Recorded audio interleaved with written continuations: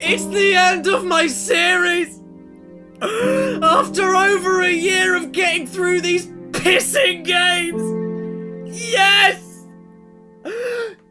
Yeah! Here is my review of Kingdom Hearts 0.2 Birth by Sleep A Fragmentary Passage. No stalling, let's finish this now. Spoilers, alright, okay, nice. Okay, so I should have mentioned this in my Dream Drop Distance review. Out of all of these PS4 collections I've been playing the games on, Fragmentary Passage was actually the main game of a collection called Kingdom Hearts HD 2.8 Final Chapter Prologue, which is a ridiculous name, but it actually kind of makes sense in a roundabout way. On this collection is Dream Drop Distance HD, X-Key Crossback Cover, the movie, and Fragmentary Passage. This set is known as 2.8 and the prologue to the final chapter, because it's every single final thing you need to know about Kingdom Hearts before 3 comes out, and 0.2 Fragmentary Passage closes off the 2.8 to 3 to let you know you're entirely set. And it just so happens that 0.2 features graphics and gameplay extremely similar to what we've seen in trailers to 3, so it's clear this particular collection existed not only to get you caught up on a HD version of another game and a movie, but also show off and give you the most recent original Kingdom Hearts content at the best tech that isn't too long, just to tease you on the things to come. So I'm personally not too bothered about the existence of the collection itself. It's not like locking a classic remaster behind a new game that no one really cares about. This has a solid reason to exist for Kingdom Hearts at least. And hey, Dream Drop Distance is a really damn good game and a long old action RPG with another movie bundled onto the same disc. Now chronologically, Fragmentary Passage is actually a little all over the place in the timeline, but amazingly enough,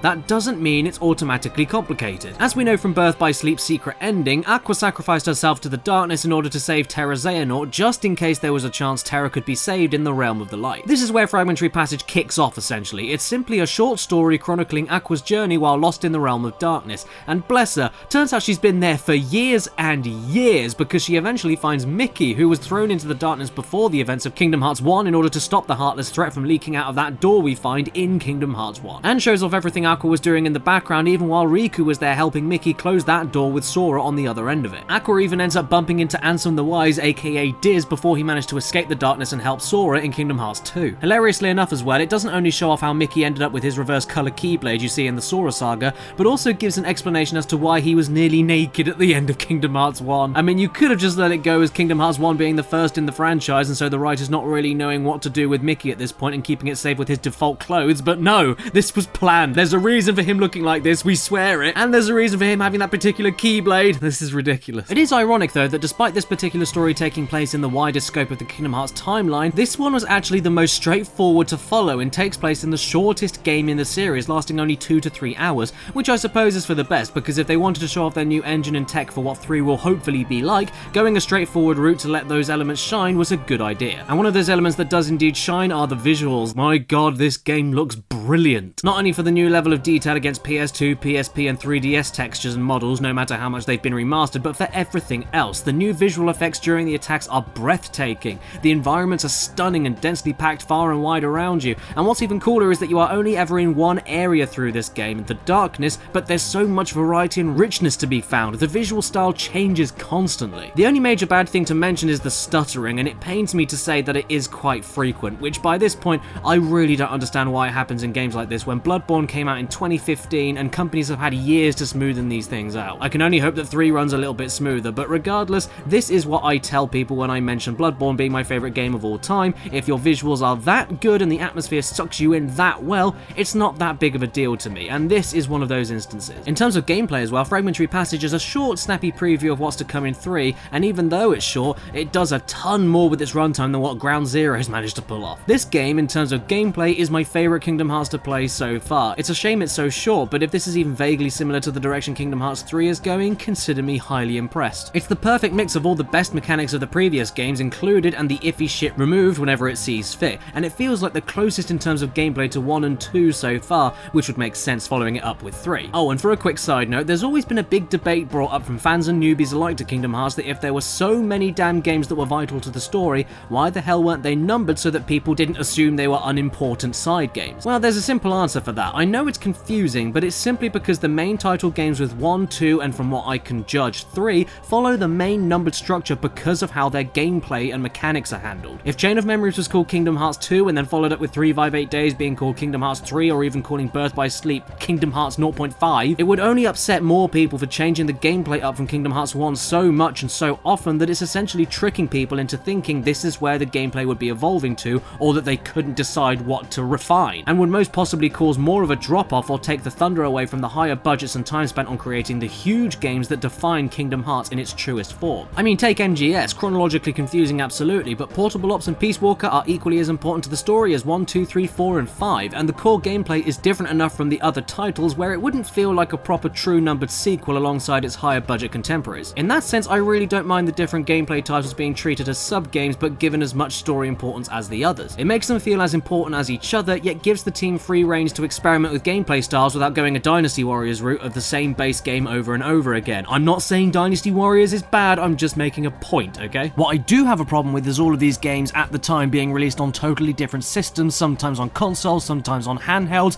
and that made all of these other games look more like side games than they actually were. That I do have a problem with, and you can't follow a series on like 50 different consoles every single time they change like gameplay styles and stuff. Yeah, that I do have a problem with, but nowadays that's an invalid point because the PS4 collections have them all on one package, so there's no excuses to not follow the games at this point. And wow, I'm really sorry for that tangent and a half. Back to Fragmentary Passage. Yeah, since this does include the numbered title of 0.2, it feels as close to Kingdom Hearts 2 as possible, mixed in with the best elements of Birth by Sleep and even some of the other games. You've got the classic directional button-controlled command list with side menus for magic and items quickly and easily accessible, no card decks to swap and equip, no limited magic or potions to carry around at one time and take up slots. As long as you can navigate menus on the fly efficiently, you'll be golden. Or even more golden by assigning magic and items to shortcuts with all 4 face buttons available instead of 3 buttons so that you're still able to jump like in the other games, which wasn't an issue for me at all. Having an extra shortcut button rocks over being able to jump while using a shortcut. Magic attacks have no cooldown and bring the magic bar back with ether needed to regain it, and I thought I wouldn't miss the magic bar that much,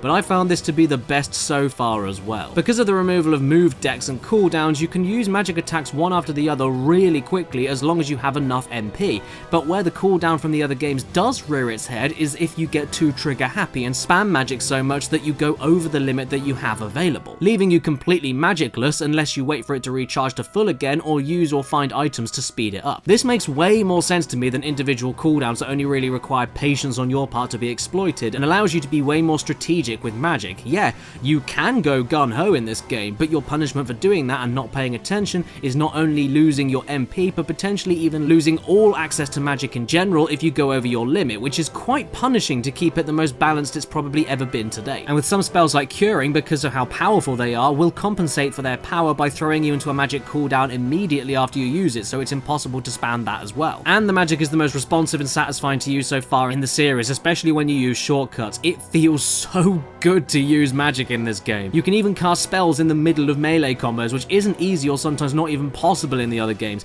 which also contributes to the best melee system in Kingdom Hearts so far too, at least in my opinion. You've got everything here that made Kingdom Hearts 2 so ridiculous, hectic and fast paced, but now with the Birth by Sleep charge meter with specialized finishing moves and combat style changes. And once again, to make sure you aren't totally unstoppable, charging up your meter is much harder here than in Birth by Sleep, since the meter runs down much faster in this game if you aren't that aggressive. You also get a small list of what finishes and combat styles are coming up with their own time limits to activate them, so you can plan on what to use and at what moments, and even Shotlock makes a return, but with the focus gauge for it taking a much longer time to fill up, making it once again not that powerful that the game becomes too easy. It's like Fragmentary Passage wants to give you the best and most flashy abilities from all the previous games, yet knows full well that that would make the game so broken you could play it in your sleep, so put in lots of logical and strategic methods of restricting you to stop you going full on superhero, and I really appreciate that. It's what makes Fragmentary Passage so fun to play and always engaging. Along with this are the other little touches that don't really add to the gameplay yet do add to the experience, such as costume designing with different items to find in the world, which is totally adorable, and you have a lot of additional objectives to complete during your 2 to 3 hour quest in order for you to unlock more personalization options. If this is in 3, I'm sure it'll encourage more experimental play from people so you can unlock more gear and show off some of the rarest or coolest outfits in the game for an added dash of personality. Then there's other touches like the movement and jumping and how flowing and graceful it is. It feels so good to just explore in this game. And I may not be the biggest fan of how Aqua's slightly slides as she shifts left and right, you don't feel as grounded as in the other games, but the way you can automatically hop up steps, grind rails akin to Dream Drop Distance, and automatically slide down hills that are steep enough after you grab enough momentum help keep the pace up and the speed of the game going. This is further increased by you being able to cast magic during movement, which is not only useful for evading attacks, but also looks cool as shit. With the short length of the game too, you find yourself unlocking new movement abilities like double jump and air dashes really fast in the first few minutes of the game, along with grabbing all necessary spells from the start as well. Overall, 0.2 A Fragmentary Passage, well, for essentially a teaser for what's to come in Kingdom Hearts 3, consider me very, very happy with you. And there we go, ladies and germs, I've finished every single Kingdom Hearts game available on the PS4 collections that, according to Square Enix, are vital enough to get the most out of Kingdom Hearts 3. And what a wild ride it's been. I've got a newfound appreciation and love for the series that I completely lost myself playing these games for the first time years ago as a kid and jumping straight from 1 to 2.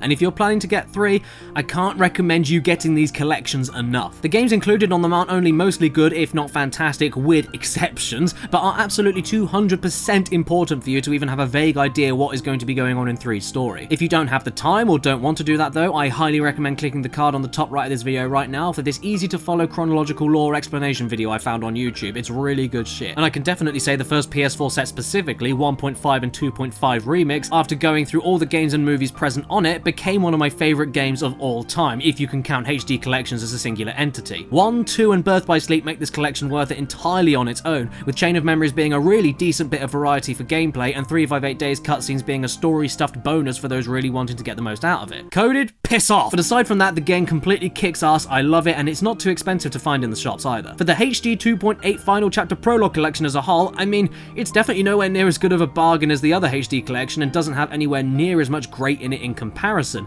but for the sake of not only teasing us about what Kingdom Hearts 3 could potentially be, showing off new tech, increasing the story to the series and giving you a beautiful remaster of the most recent game in the series that is pretty damn good, along with another short and sweet little movie to make you ponder about things, I really liked it. If you can be a little bit patient, I'd say wait for a price drop. I don't think it's worth what it initially costed when it first came out, but if you can get it for half that price, then jump on it. I just wish that Fragmentary Passage on the disc was a tiny bit longer, but then I am aware it's a filler game ready for the release of 3, and now, more than ever, consider me extremely excited for the release of it when it finally comes out. Let's keep our fingers crossed that 3 is the MGS4 of Kingdom Hearts, wrapping up every major hanging plot point, giving us more ridiculous fan service, old characters are new absolutely everywhere, and with some of the most refined gameplay of its series. Maybe with a bit less cutscenes and much more game, but hey, I think that's going to be the case by default with it being an action RPG. Kingdom Hearts, I am now totally in love with you, and because of that, I really don't want you to screw this up after everything I've been through.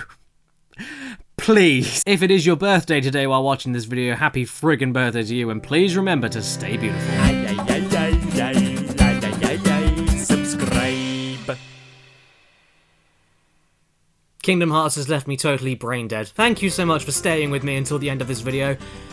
I haven't really actually got anything else to say. I just can't wait for 3 at this point now. I'm glad I've got all of Kingdom Hearts out the way before it came out. I didn't think I was going to, honestly, so thanks for joining in with me on this journey. It's been going on for over a year now. Sorry it's taken so long, but, you know, there's been other games coming out. There's been other things that have been high on the priority list, so this was just kind of in the background. I'm glad that the background got finished before too late, though. So thank you so much to every single person on the screen right now if you support me via my Patreon page in the description below. And before I go, I must thank the top tier Patreon supporters for this month. Omar Matu, Basil, Carl Hakkinen, Gamerman, I Have a Portal Gun, Exopaz, Matthew Hubble, Mills Kahai, Brandon, Binary Code, Kirsten B, Cyberpunk Symphony, Nicole Ganara, Nathan Young, Victor Patrick Bauer, Robert Alamsha, The Game Shed, Daniel Leon, Braden Kenny, Jake Delahaye 2008, Mitchell Reed, A.D. Thornton Smith, and Maximilian Ely. Thank you so much, every single one of you amazing people.